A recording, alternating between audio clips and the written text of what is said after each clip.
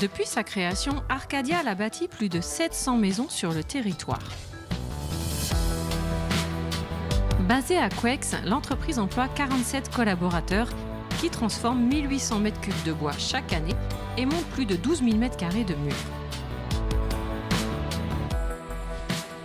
Le chiffre d'affaires 2016 de 9 millions d'euros se répartit à 65% dans la maison individuelle et 35% dans la construction de bâtiments publics. Nous sommes accueillis par Julie Perrochot, co-gérante de l'entreprise. Bonjour Julie Perrochot. Bonjour Sandra. Merci de nous accueillir donc, chez Arcadial, entreprise donc, créée en 1995 Oui. par Michel Voisin, votre père. Voilà, par mes parents tout à fait, en 1995. D'accord. Mes parents étaient passionnés par le bois et ils ont souhaité lancer cette activité de construction de maisons en ossature-bois. C'était assez innovant à l'époque et il y avait très peu de constructeurs qui se... C'était extrêmement précurseur. Ouais. Cette idée est venue de différents voyages voilà, dans les pays nordiques ou en Amérique du Nord où finalement c'est un mode de construction majoritaire. Ah oui, c'est ça. C'était Voilà. déjà bien installé dans ces pays-là. Dans ces pays-là, Et du voilà. coup, vos parents se sont dit, et pourquoi pas faire ça en France? Exactement, exactement. Bon. Donc au début, ils travaillaient tous les deux sur la France entière. D'accord. Puisqu'il n'y avait pas suffisamment de demandes pour rester sur notre territoire vendéen. Et D'accord. au fur et à mesure des années de travail, l'activité s'est développée. Nous sommes arrivés ici sur site en 2004. Nous étions à l'époque D'accord. 12 salariés. Ouais, donc une dizaine d'années après, voilà, décision finalement de construire un réel entrepôt, puisqu'à l'époque, ça se passait À domicile. à domicile, Exactement, finalement, c'est à ça. domicile. La maison témoin, c'était chez vous. Exactement, Ouais. avec les visites le samedi matin dans la maison, dans la chambre, pour un peu montrer à quoi ressemblait une maison Une à vraie maison ossature en bois. Bon. Et puis en 2005, second cap, l'entreprise décide de fabriquer par elle-même, D'accord. puisqu'auparavant on avait recours à un sous-traitant qui fabriquait nos murs à ossature bois. Et en 2005, on s'est dit, tiens voilà, on veut pouvoir fabriquer comme on veut, dans les délais qu'on souhaite, D'accord. de la manière dont on souhaite. Donc on a commencé à fabriquer nous-mêmes nos propres maisons, ce qui Bon. est une spécificité également. D'accord, donc un virage important, là, stratégique finalement, pour maîtriser un Exactement. petit peu plus le processus. Le process, ouais. D'accord, et puis bon, vous êtes arrivé, vous, en 2011.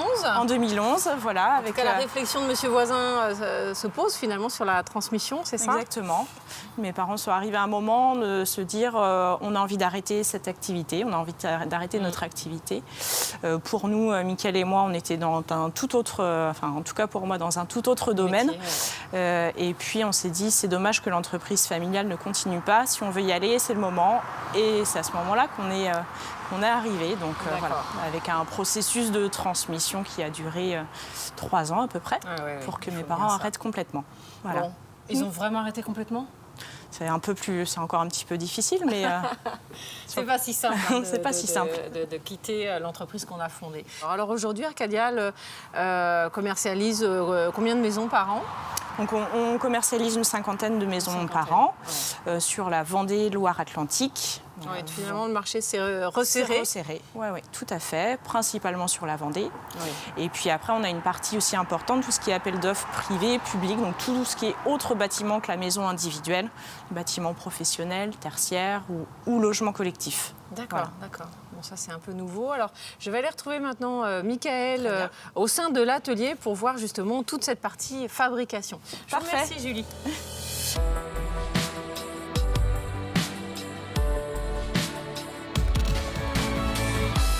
Bonjour, Mickaël. Bonjour. Alors, nous sommes là au cœur de l'atelier de fabrication. Donc, Julie nous expliquait ça, que finalement, ça avait été un virage que l'entreprise avait pris. Tout à fait. Alors, quelles sont les étapes pour fabriquer une maison en bois? On Alors, commence... les étapes, tout démarre d'un projet d'un maître d'ouvrage qui souhaite construire un bâtiment en ossature bois. Alors ça passe par la maison individuelle, mais pas que. Hein. On fait aussi du tertiaire et des marchés publics. Donc on a des personnes qui viennent nous voir. On a un service commercial qui les accueille, qui définissent leurs projets. Ensuite, on a un bureau d'études intégré voilà, qui réalise les plans et les chiffrages. D'accord. Une fois que le contrat est signé, le contrat de construction, on a des délais à respecter, ça fait partie du contrat de construction, et on peut lancer en fabrication la maison. Pour donner un peu une ordre d'idée, une maison de 100 mètres carrés en fabrication ici, ça va être, on va la fabriquer en 2 jours, 2 jours et demi. Ah oui, d'accord. Et en pause sur chantier, on va mettre 2 jours aussi. 2 jours. C'est extrêmement court. C'est un des avantages d'ailleurs, la construction en ossature bois.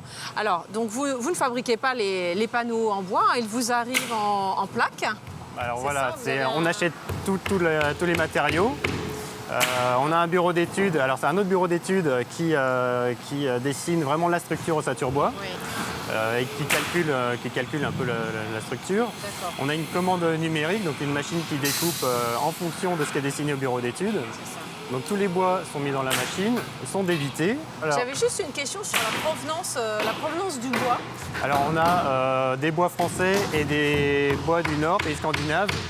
40% français, 60% pays scandinaves. D'accord, donc de forêts... éco-certifiés, bien sûr. Ça. On est dans cette démarche, on fait du bois, on est acteur dans la partie environnement.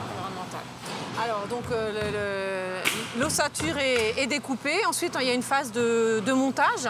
Voilà, donc c'est ce qu'on voit autour de nous. C'est des tables d'assemblage, où on assemble tous les bois. Ensuite, on a des zones de pose de bardage et d'isolation. Donc là, c'est le tissu noir qui est posé dessus. Là, c'est un pare-pluie. Voilà, c'est exactement ça. C'est un pare-pluie, ça va être sur la face extérieure et qui va garantir en fait l'étanchéité de votre maison. Ensuite, on pose le bardage, on met l'isolation et on pose les menuiseries extérieures directement dans le mur. Donc le mur est vraiment fermé. Il arrive sur le terrain, le mur il est pratiquement fini. Oui, c'est ça. Il y a juste des petites finitions sur les extérieurs par rapport aux assemblages. Et ensuite, on pose la couverture. La maison, c'est pour ça qu'elle est très vite montée. C'est toujours impressionnant de voir une maison qui se monte comme ça en une semaine. On a déjà le gros de fait, quoi. Elle est déjà quasiment hors d'eau, hors d'air. Voilà, c'est ça. C'est ça. Alors, c'est quoi les caractéristiques spécifiques d'une maison en bois par rapport à une maison plus traditionnelle? Alors, on a déjà le matériau bois est un matériau vivant.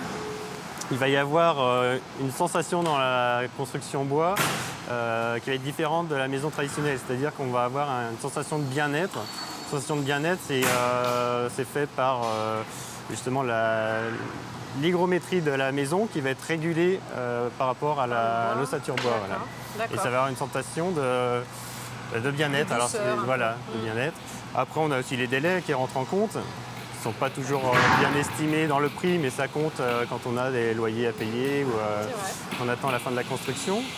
Et puis, au niveau prix, aujourd'hui, on arrive à être sur la même gamme de prix que de la maison traditionnelle. On reste un tout petit peu plus cher, on va être de l'ordre de 5%. D'accord.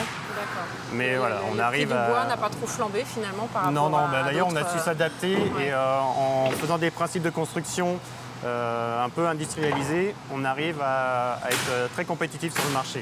Alors vous avez des maisons plutôt sur mesure, mais vous avez une nouvelle gamme finalement de maisons à destination des primo-accédants. Oui, tout à fait. Alors effectivement, on avait voulu mettre en place cette collection de maisons, ma première maison bois, destinée pour les jeunes couples qui voulaient accéder à la propriété à coût maîtrisé. Et en fait, on s'est rendu compte que c'était très adapté aussi pour les investisseurs finalement, puisque le coût était maîtrisé. Et les personnes âgées aussi qui voulaient retrouver une maison un peu plus petite, la maison familiale où il n'y avait plus les enfants. Donc finalement, ça a très très bien marché. On a lancé ça début de l'année dernière. Bon, je vous propose qu'on aille voir au bureau d'études pour parler un petit peu plus justement des perspectives d'avenir d'Arcadial. On y va.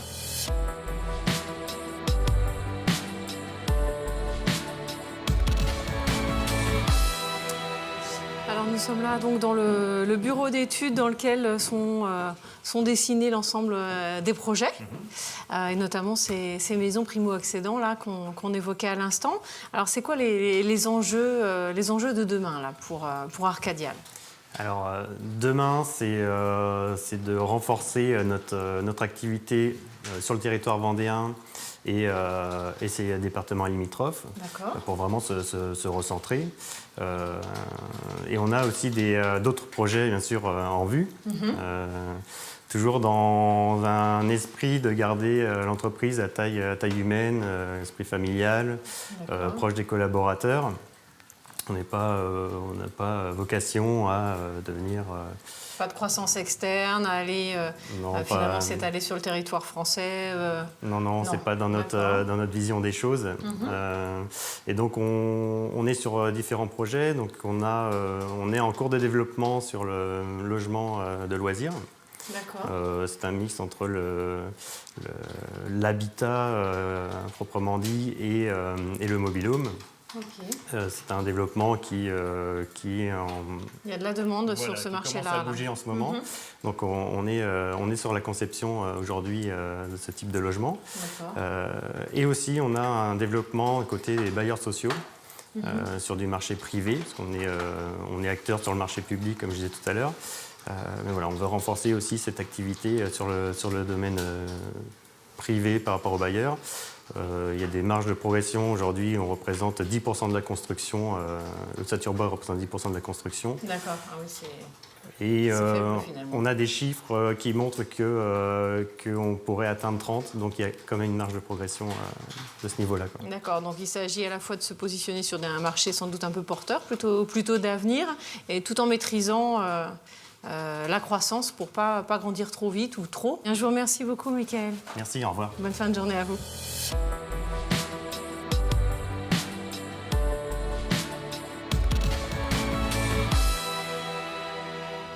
Poursuivre l'aventure entrepreneuriale de ses parents n'est pas forcément chose aisée, mais c'est aujourd'hui un pari réussi pour Julie et Michael Perrochot. Les deux jeunes co-gérants se sont inscrits dans la continuité du modèle tout en instaurant un style de management nouveau. La stratégie de développement qui consiste à développer l'offre tout en maintenant l'entreprise dans sa dimension familiale est intéressant à étudier, à méditer dans nos entreprises. Je vous dis à bientôt pour un prochain Mag Éco.